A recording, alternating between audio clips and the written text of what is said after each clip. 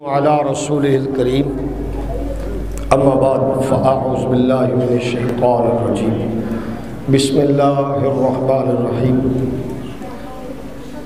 اهدنا الصراط المستقيم صراط الذين انعمت عليهم غير المغضوب عليهم ولا الضالين آمين آمنت بالله صدق الله العظيم الصلاة والسلام عليك يا رسول الله وعلى آلك وصحابك یا حبیب اللہ۔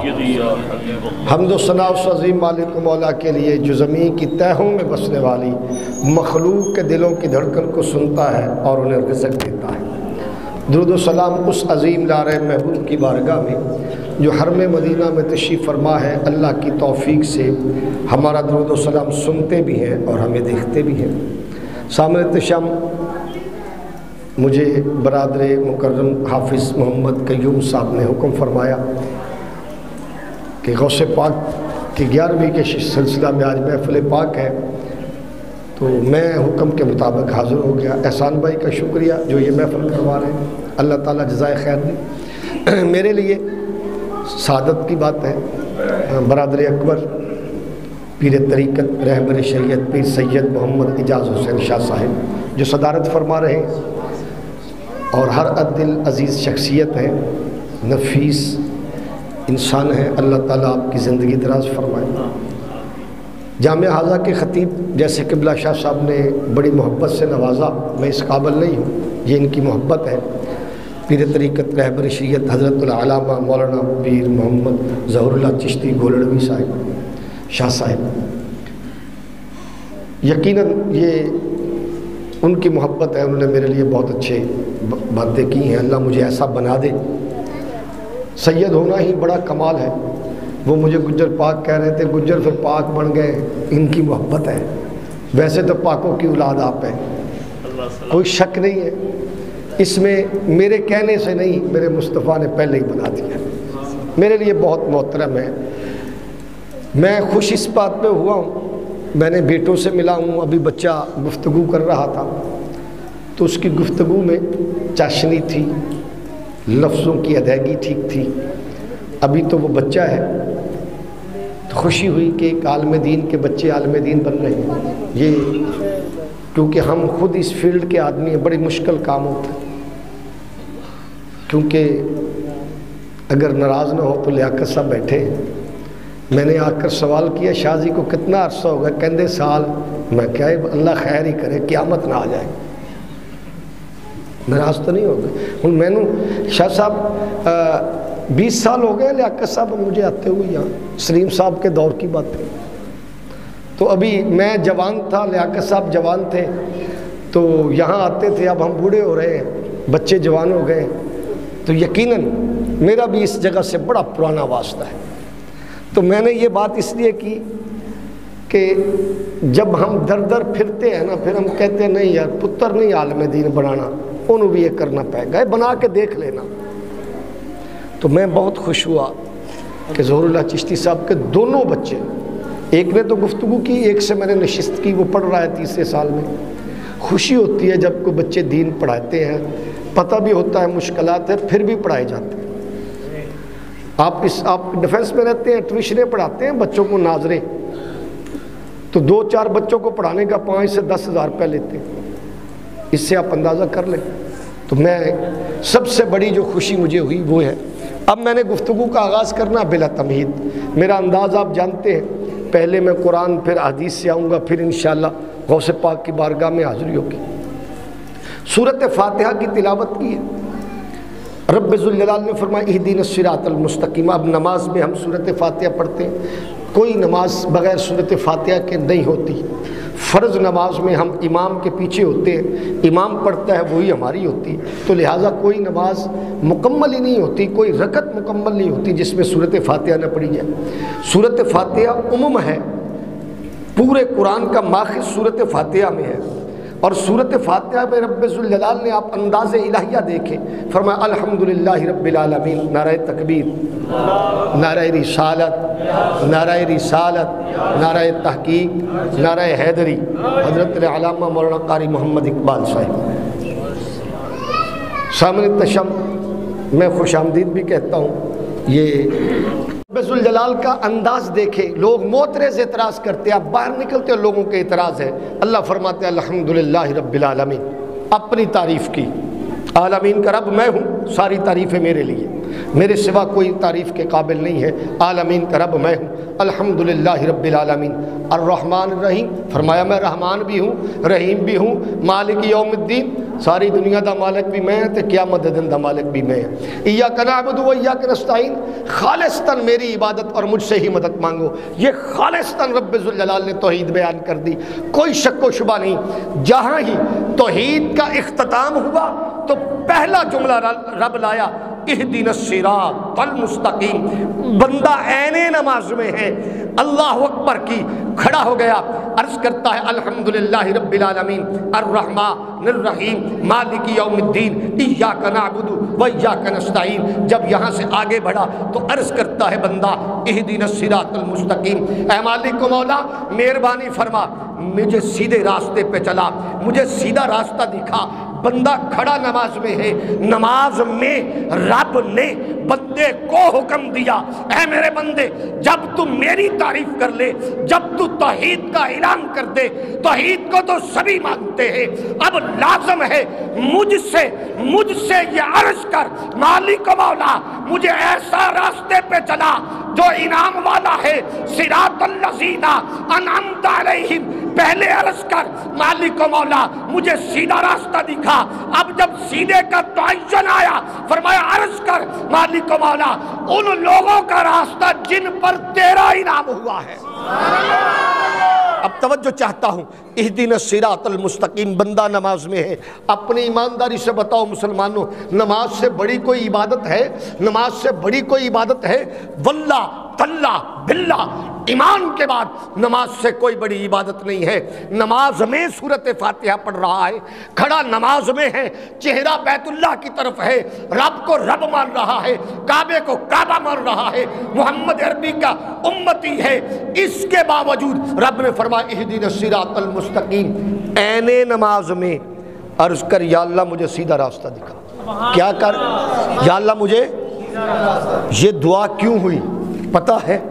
رب جانتا تھا ہر نمازی کا راستہ سیدھا نہیں ہے، ہر نمازی کا راستہ سیدھا نہیں ہے۔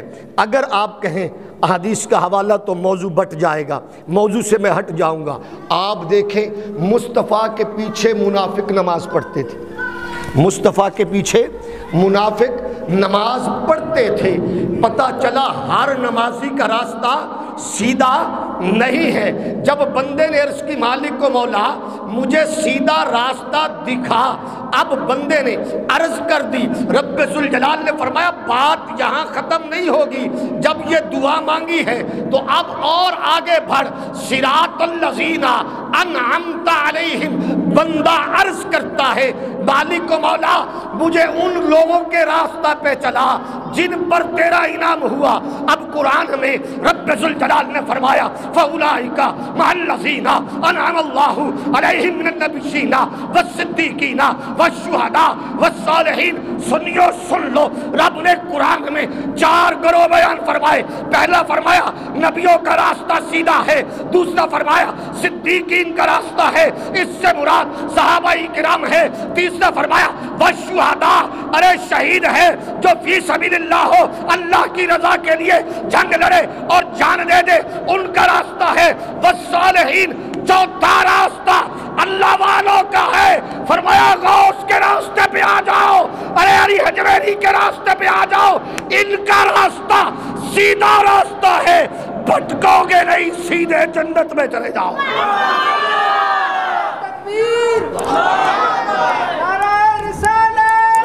مع الذین انعم اللہ علیہم من النبیین، نبیوں کا راستہ۔ رب چاہتا تو فرماتا صرف رسول کا راستہ۔ جیسے لوگ کہتے ہیں قرآن و حدیث سے باہر نہیں جانا، حدیث کے علاوہ نہیں چلنا، تو پھر رب کو چاہیے تھا، رب فرماتا مع السنہ مع الحدیث، نہیں، رب نے فرمایا 4 گروہ ہیں، انعام یافتہ نبیین، صدیقین، شہداء، مصطفیٰ کے بعد کوئی نبی نہیں، صدیقین صحابہ نہیں، نبی نہیں تو صحابی کوئی نہیں، جب صحابی بھی کوئی نہیں تو شہید وہ ہے جو فی سبیل اللہ ہو، اللہ کی رضا کے لیے ہو، ذاتی مفادات نہ ہو، خطۂ زمین نہ ہو، زمین کے خطے کے لیے فی سبیل اللہ نہیں ہوتا، فی سبیل اللہ ہوتا ہے اللہ اور اس کے رسول کے دین کے لیے جو جہاد کرے پھر شہید ہو جائے۔ تینوں گروہ نہیں ہیں۔ چوتھا فرمایا والصالحین، اس سے مراد اللہ والے ہیں، ولی اللہ ہے۔ اب پتہ چلا قرآن نے بتا دیا، توجہ چاہتا ہوں، پرفتن دور ہے، پرفتن دور ہے۔ آپ قرآن اٹھا لیں، اہل حدیث کے پاس جائیں، سوال کریں مولانا بتائے نبی کے پاس علم غیب تھا؟ اہل حدیث قرآن پڑھ کر بتائے گا علم غیب نہیں تھا۔ دیوبندی کے پاس جائے وہ قرآن پڑھ کر بتائے گا علم غیب نہیں تھا۔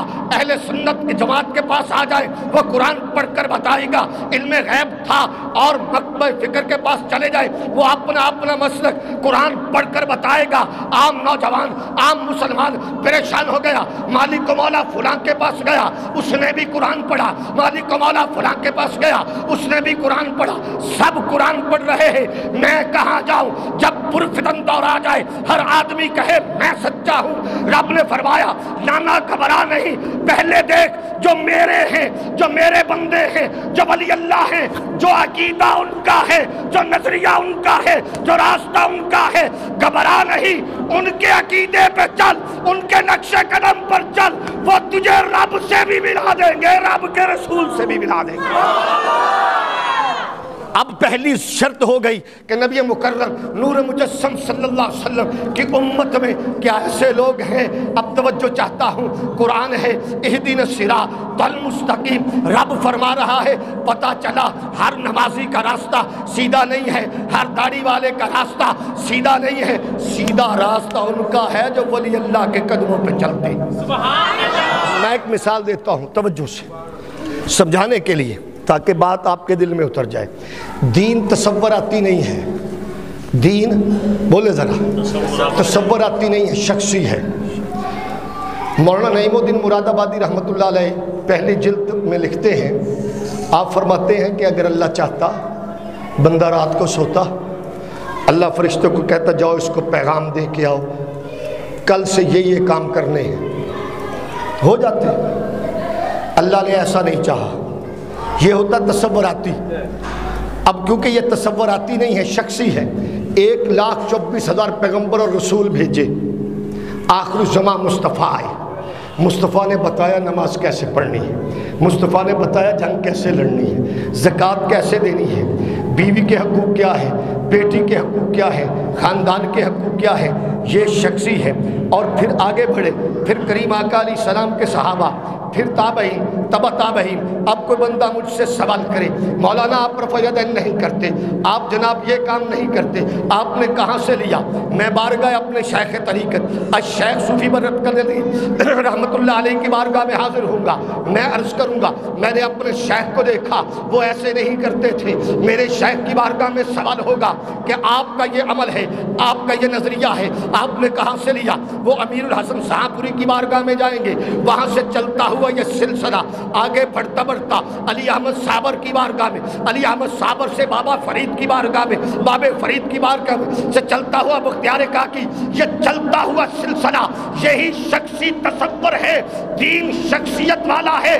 ہم نے کلمہ پڑھا اللہ والوں کو دیکھا، ہم نے آقا کو نہیں دیکھا، ہم قرآن کی زبان نہیں جانتے۔ رب کعبہ کی قسم پاک و ہند میں اللہ والے آئے، جب اللہ والے آئے اپنا رنگ چڑھا دیا، ہمیں بتا دیا لوگوں کلمہ پڑھ لو، ہم پڑھانے آئے ہیں۔ میرے باپ نے اپنے پیر سے کلمہ پڑھا، جس طرح پیر کو کرتے ہوئے دیکھا یہی عقیدہ پختہ ہو گیا۔ یہ ہے دین، شخصی نہیں ہے، تصوراتی نہیں ہے، شخصی ہے دین۔ دین کی شخصیت کیا ہے کہ آپ دیکھتے ہیں عمل کو۔ اب جب قرآن نے کہا فَأُولَٰئِكَ مَعَ الَّذِينَ أَنْعَمَ اللَّهُ عَلَيْهِم مِّنَ النَّبِيِّينَ وَالصِّدِّيقِينَ وَالشُّهَدَاءِ وَالصَّالِحِينَ۔ اب صالحین کا جو گروہ ہے، یہ گروہ کون سا ہے؟ یہ اللہ والوں کا ہے۔ ہم قبروں پہ جاتے ہیں، ہم کہتے ہیں اللہ والے زندہ ہیں۔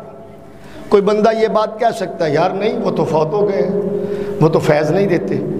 میں نے کہا آؤ قرآن کی روح سے اس آیت مبارکہ کو لو کہ صالحین کا عقیدہ اپنا لو۔ سوال یہ پیدا ہوا مشرک ولی ہو سکتا ہے؟ بولے ذرا، مشرک ولی نہیں ہو سکتا۔ بڑے گناہوں میں سب سے بڑا گناہ شرک ہے، یہ بات یاد رہے۔ جہاں بڑی عبادتوں میں نماز عبادت ہے، بڑے گناہوں میں سب سے بڑا گناہ شرک ہے۔ شرک کسی صورت میں معاف نہیں ہے، تو لہٰذا مشرک ولی نہیں ہو سکتا۔ یہ آپ کا بھی عقیدہ ہے، میرا بھی عقیدہ ہے۔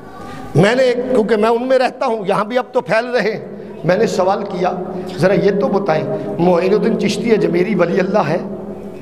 ان کا جی بہت بڑا ولی ہے، کوئی شک نہیں ہے۔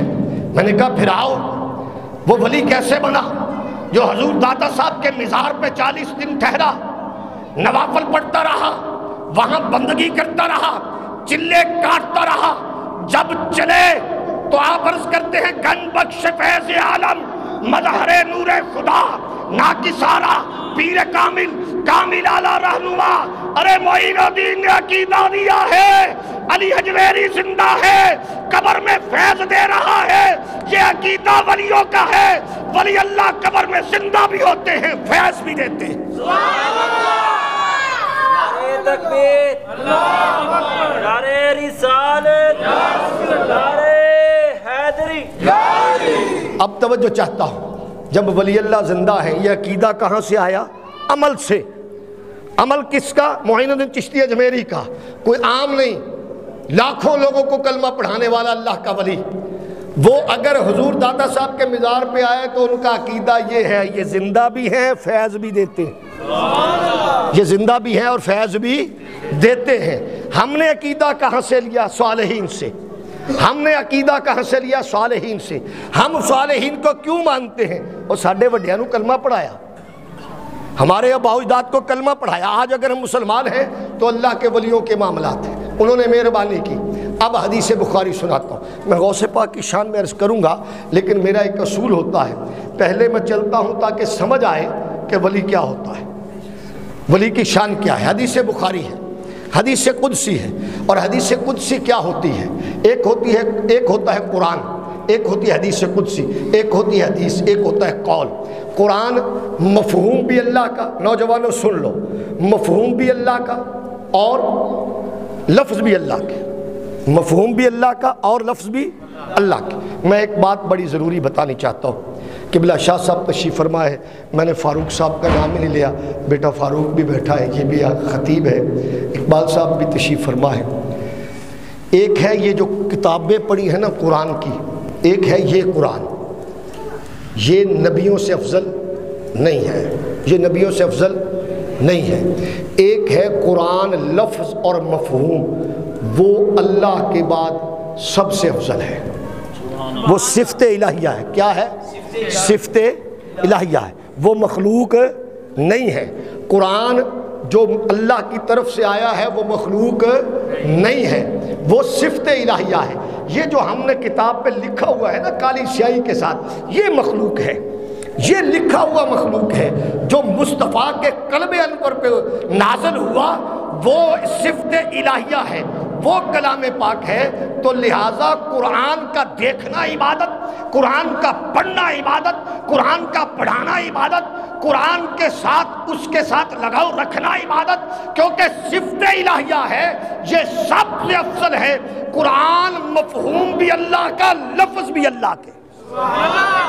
میں ایک بات میں بکھر کا رہنے والا ہوں، میرا آبائی ضلع بکھر ہے، 1986 سے میں لاہور سے ہوں، میری زبان بھی مادری پنجابی ہے، لیکن کیونکہ میرا علاقہ سریکی ہے، جب کچھ سریکی بولتا ہے نا تو میری توجہ جاتی ہے کہ شاید یہ بکھر کا ہوگا، حالانکہ وہ کہیں کا بھی ہو۔ اپنی مادری جو علاقے کی زبان ہے اس سے محبت ہے، اس سے پیار ہے۔ اپنی ایمانداری نے دسو یہ زبان محبوب کی ہے اور یہی زبان مصطفیٰ کی ہے، یہی زبان اللہ کی ہے۔ جب ہم وہ زبان پڑھیں گے، وہ لفظ پڑھیں گے، اللہ راضی ہوگا کہ نہیں ہوگا؟ سبحان اللہ۔ یہ فطرتی عمل ہے نا، اسی پنجابی ہیں، باہر چل جائے گی نا باہرلے ملک تے اتھے کو بندہ پنجابی بولے پوا انڈیا دا ہوئے، ساڑھے کان کھڑے ہو جائیں گے یار بندہ اپنا جی، اس سے کوئی نہ کوئی تعلق نکل آئے گا۔ اب غور کر لے، یہ قرآن مفہوم بھی اللہ کا اور لفظ بھی اللہ کے۔ حدیث قدسی کیا ہوتی ہے؟ لفظ مصطفیٰ کے، مفہوم اللہ کا۔ حدیث جو ہوتی ہے قولی فعلی بدنی مصطفیٰ، قول صحابہ کا ہوتا ہے، اللہ کے ولی کا ہوتا ہے۔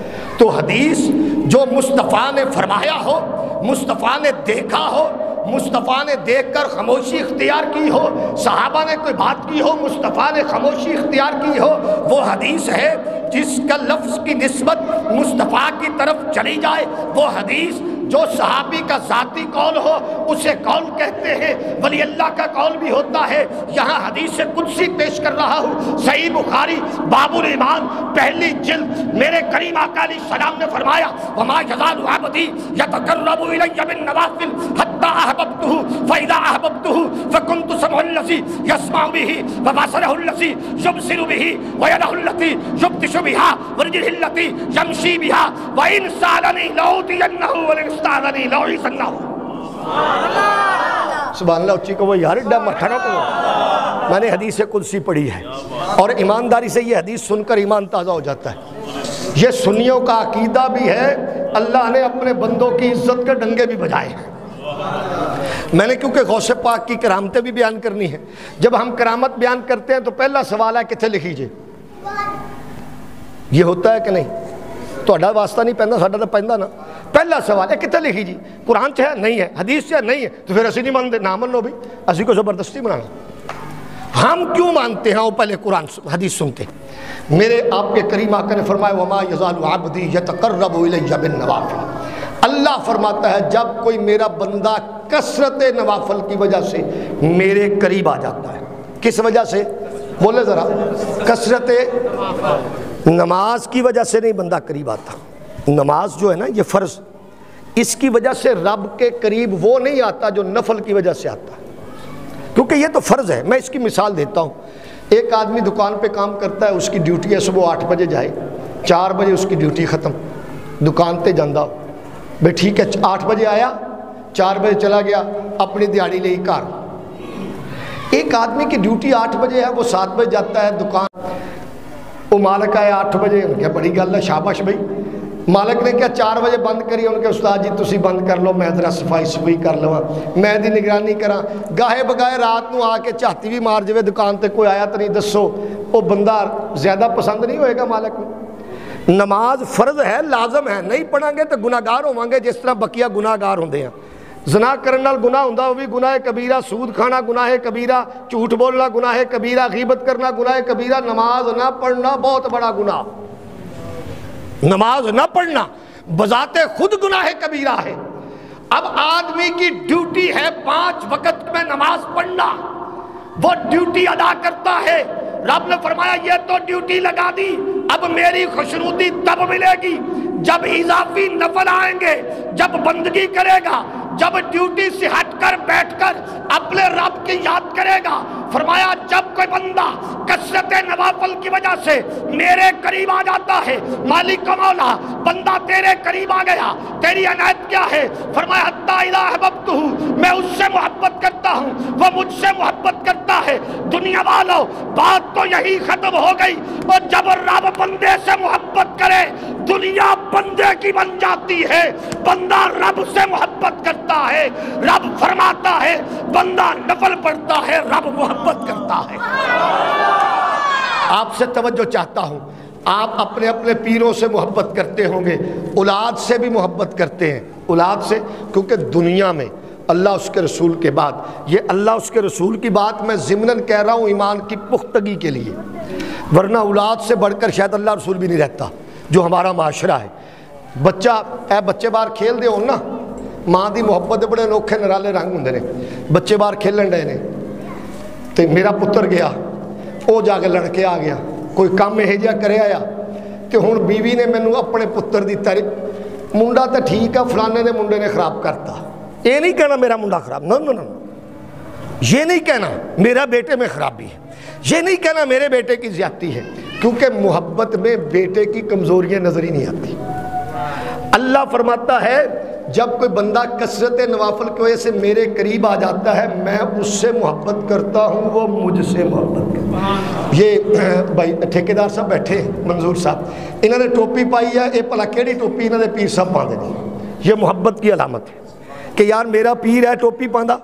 میرے پیر صاحب دی ٹوپی ہے قبر نما، وہ کھدر کی ٹوپی ہوتی ہے جیسے قبر بنی ہوتی ہے، وہ ایسا نشان ہے۔ وہ بندہ کہیں بھی جاتا ہوا دیکھ لے تو میں جا کے سلام لے کر کہتا ہوں کہ یار میں بھی بابا جی دا مرید۔ یہ محبت ہے کہ اپنے پیر سے عقیدت ہے۔ اپنی ایمانداری نے دسو جہدے نال رب محبت کرے کچھ رہ گیا بقایا؟ پھر یا اللہ تو اپنے ہر عبد سے محبت کرتا ہے، وہ بندہ مسلم ہو غیر مسلم ہو، جو عبد ہے تیرا وعدہ ہے میں اسے محبت کرتا ہوں، بس چاہتا ہوں وہ میری طرف آ جائے۔ اور جو خاص محبت کرتا ہے تو کیا عطا فرماتا ہے؟ حدیث قدسی ہے، فرمایا فَكُنْتُ سَمْعُ الَّذِي يَسْمَعُ بِهِ وَبَصَرَهُ الَّذِي يُبْصِرُ بِهِ وَيَدَهُ الَّتِي يَبْطِشُ بِهَا۔ فرمایا جس سے میں محبت کرتا ہوں وہ مجھ سے محبت کرتا ہے، میں اس کے کان بن جاتا ہوں، میں اس کی آنکھیں بن جاتا ہوں، میں اس کے ہاتھ بن جاتا ہوں۔ رب کعبہ کی قسم، رب کانوں سے پاک ہے، رب ہاتھوں سے پاک ہے، رب زبان سے پاک ہے۔ اب رب فرما رہا ہے میں اس کے کان بن جاتا ہوں۔ مقصد یہ ہے کان اس کے ہوتے ہیں، سماعت قدرت الہیہ سے ہوتی ہے، بیٹھا کہیں ہوتا ہے، سن کہیں سے رہا ہوتا ہے۔ اب میں آپ کو یہ کان کس نے دیے؟ تو پھر او کیڑے کان نہ جڑے رب بندا۔ میں حدیث قدسی پڑھ رہا ہوں، ضعیف بھی نہیں ہے۔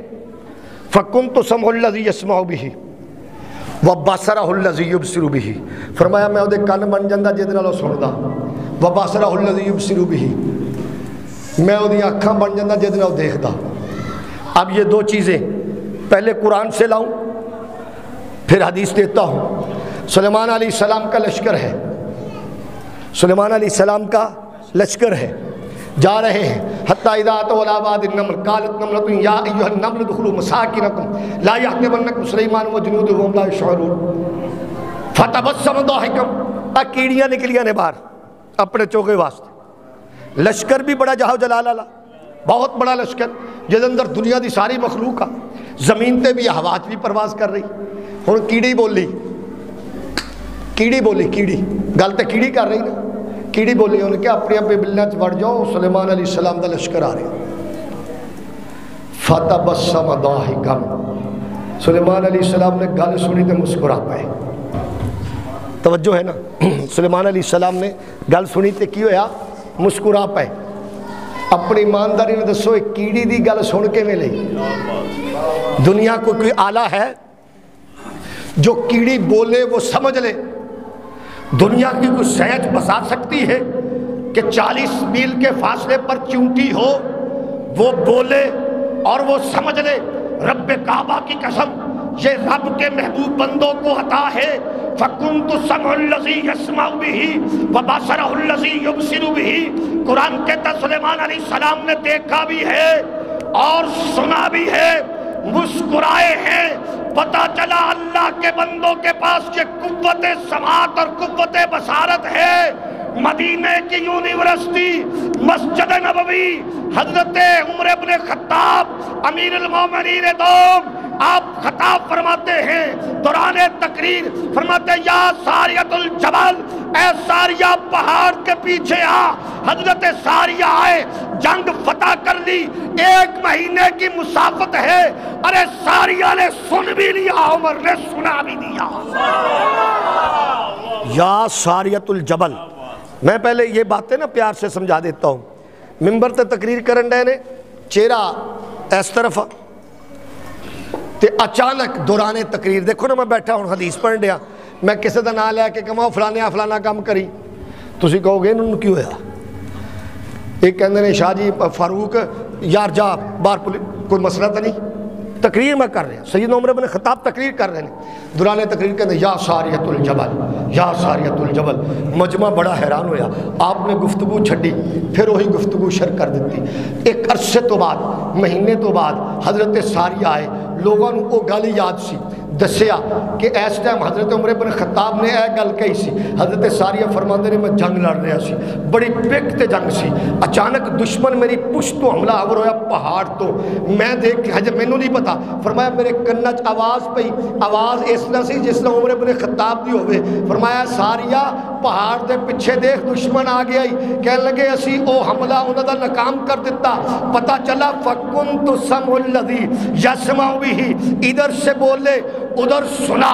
وَبَصَرَهُ الَّذِي، بیٹھے منبر پر ہے مشاہدہ نحوند کا کر رہے ہیں، بیٹھے منبر پر ہے۔ یہ نبی تو نہیں ہے نا، یہ تو صحابی ہے نا۔ صحابی میں کمالات اور ولی کے کمالات جو ہوتے ہیں یہ برابر ہیں۔ صحابی کا درجے سے میں ولی برابر نہیں ہو سکتا، کیونکہ صحابی بنتا مصطفیٰ کا چہرہ دیکھنے سے۔ اب یہ کمال کیا ہے؟ یہ کرامت ہے۔ وَبَصَرَهُ الَّذِي يُبْصِرُ بِهِ وَيَدَهُ الَّتِي يَبْطِشُ بِهَا وَرِجْلِهِ الَّتِي يَمْشِي بِهَا، فرمایا اب رب ہاتھ بن جاتا ہے۔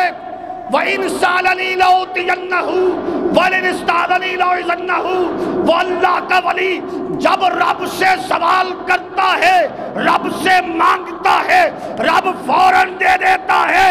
یہ تو عام ولیوں کی بات ہے، غوث اعظم تو ولیوں کے امام ہے، ولیوں کے پیر ہیں۔ نعرہ تکبیر، نعرہ رسالت، نعرہ حیدری، نعرہ غوثیہ۔ آپ کرامت سمجھتے ہیں؟ کرامت، میں نے کرامت اس لیے ڈائریکٹ نہیں بیان کی، غوث پاک پہ ڈائریکٹ نہیں آیا۔ پہلے ہمیں یہ سمجھ لینا چاہیے کہ جب یہ منصب ہوتا ہے تو دنیا اس کے سامنے کچھ بھی نہیں ہوتی۔ اب آپ نے ایک واقعہ سنا ہوگا، غوث پاک نے فرمایا ساری دنیا کو میں رائی کے دانے کے برابر دیکھتا ہوں۔ سنی ہے آپ نے بات؟ جنہوں نے سنی ہاتھ کھڑا کریں۔ یہ میرے غوث کا قول ہے، میرے غوث کا قول ہے۔ کیا آپ کا میرا عقیدہ ہے غوث پاک نے دیکھا ہے؟ میرا عقیدہ ہے دیکھا ہے۔ آپ فرماتے ہیں دنیا میں جتنی دنیا ہے یہ میری ہتھیلی پہ جیسے رائی کا دانہ پڑا ہونا، میں اسے ایسے دیکھتا ہوں۔ اب آپ بھی مانتے ہیں، میں بھی، ہم تو ماننے والے ہیں۔ جب مانتے ہیں تو دلیل کیا ہے؟ وَبَصَرَهُ الَّذِي يُبْصِرُ بِهِ، رب نے فرمایا میں اس کی آنکھیں بن جاتا ہوں۔ اب دیکھیں یہ جو بصارت ہے نا، آپ کو مجھے آنکھوں کے دیکھنے کی صلاحیت رب نے دی ہے، اور جو رب اس حدیث میں فرما رہا ہے وہ بصارت وہ ہے۔ غوث پاک کائنات کو دنیا میں، پوری دنیا کو ہتھیلی پر رائی کے دانے کے برابر دیکھتے ہیں، وجہ یہ حدیث ہے، اور رب کی قوت سے دیکھتے ہیں۔ رب جسے چاہے رب جسے چاہے رب جسے چاہے دکھا دے۔ وَبَصَرَهُ الَّذِي يُبْصِرُ بِهِ وَيَدَهُ الَّتِي، اور بیڑا تریا سنیا جے، سنیا جے، ٹھیک ہے۔ میں اس کی صحت پہ نہیں جاتا، میں اس کی صحت پہ نہیں جاتا، لیکن کیا غوث پاک بیڑا تار سکتے ہیں کہ نہیں؟ وَيَدَهُ الَّتِي يُبْطِشُ بِهَا، رب فرماتا میں اپنے بندے دے ہاتھ بن جانا، او ہاتھ غوث پاک دا، قوت رب دی، اے کرن جو مرضی کر لے۔ وَبَصَرَهُ الَّذِي، حدیث بخاری پڑھ رہا ہوں، حدیث قدسی پڑھ رہا ہوں، آج 11ویں شریف ہے، آج فرمایا وَإِنْ سَأَلَنِي لَأُعْطِيَنَّهُ، جیسے ہی میرا بندہ مجھ سے سوال کرتا میں پوری کر دیتا ہوں۔ اب غوث پاک کا زمانہ ہے، چور آ گیا، چوری کر بیٹھا صفیاں چھپیا، آپ نے فرمایا چلو لے جا، اے اللہ دا بندہ جے ولی جے اینو کتب بنا دیتا۔ اب کہنے والے غوث پاک تھے، رب نے فرمایا وَإِنْ سَأَلَنِي لَأُعْطِيَنَّهُ، جو میرا ہوتا ہے وہ جو کہتا ہے میں رب پہ عزت کی قسم، صحیح مسلم میں ہے، صحیح مسلم میں ہے، رب نے قسم اٹھائی، رب واشاسی قسمی، رب نے قسم اٹھا کر فرمایا ہے میرا بندہ مجھ سے سوال بعد میں کرتا ہے، میں اس کے سوال پہ پہلے حکم جاری کر دیتا ہوں۔ غوث پاک ہے، میرے کو رومال ہے یار، میں بھول گیا ایڈے پیر دیکھ کے، ویسے بھول گیا سی پھڑو اس نے میرا کی کرنا، توجہ ہے نا۔ اب کیا ہے وَبَصَرَهُ الَّذِي يُبْصِرُ بِهِ، میں حدیث سے سمجھا رہا ہوں، موضوع غوث پاک ہی ہوگا۔ وَبَصَرَهُ الَّذِي يُبْصِرُ بِهِ وَيَدَهُ الَّتِي يُبْطِشُ بِهَا وَإِنْ سَأَلَنِي لَأُعْطِيَنَّهُ، جیسے ہی سوال کرتے رب پورا کر دیتے۔ غوث پاک کو خاتون آ گئی، بچہ چھٹ گئی، توجہ ہے، بچہ چھٹ گئی، اور اے دے بارے مشہور ہے بڑی قریبی خاتون سی، بچہ چھٹ گئی، اینو جی اپنے ورگا بنا دے، اینو پڑھا دیو دین۔ غوث پاک پڑھا دے رہے، او پڑھدا رہا، بس کھان دا حکم نہ دیتا، نہ کھاتا، ماڑا ہو گیا۔ جدوں آئی نا کتے ایک عرصے بعد دیکھیا پتر پہلے غریب سی ماڑا ہو گیا، تے غوث پاک مرغی دا گوشت